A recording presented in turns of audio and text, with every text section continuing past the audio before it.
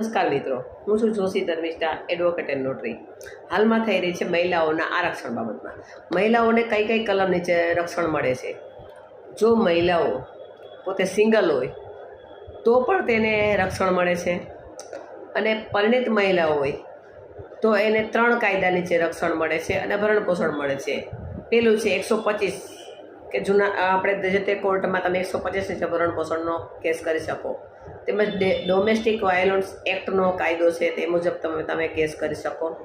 તેમાં જુદા જુદા એંગલથી તમને ભરણપોષણ મળે છે. તેમજ 498 કે જે ફરિયાદ છે એ ત્રાસ છે સસરાના તરફથી આપવામાં આવતી હોય, એટલે કે સાસરે હોય એ લેડીઝને તેના સસરાવાળા તરફથી મળતો જે ત્રાસ છે તેના આરક્ષણ તેનું 498 નીચે મળી છે. જે આ જૂની કલમ છે, નવી કલમ એની અલગ છે, પણ 498 છે એ મેન લોકોને યાદ રહી જાય એટલા માટે હું આસાનીથી તમને યાદ રહી એના માટે કહું છું.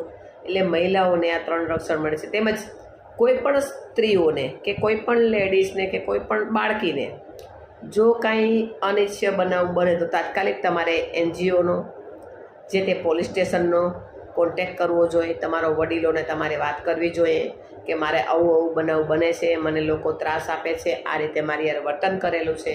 આ તમે તમારા નજીકના જે હોય છે સગાવાલા એને જાણ કરો. સગાવાલા ન હોય તો NGOને જાણ કરો. NGO ન હોય તો તમે નજીકના મહિલા પોલીસ સ્ટેશને જઈને પણ જાણ કરી શકો, જ્યાંથી તમને કાયદાકીય માહિતી મળે. અને અત્યારે દરેક મહિલા પોલીસ સ્ટેશનમાં સપોર્ટ સેન્ટર છે, SP ઓફિસમાં પણ સપોર્ટ સેન્ટર છે.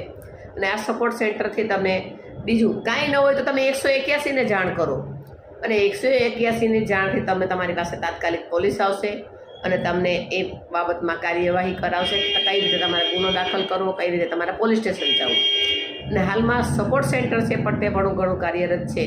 તો તમામ મહિલાઓ છે એ કાયદાના આરક્ષણ લઈ અને પોતાની રીતે સક્ષમ બની અને લોકોમાં માનભેર જીવી શકે છે. Dharmishtha Joshi, advocate and notary, Junagadh.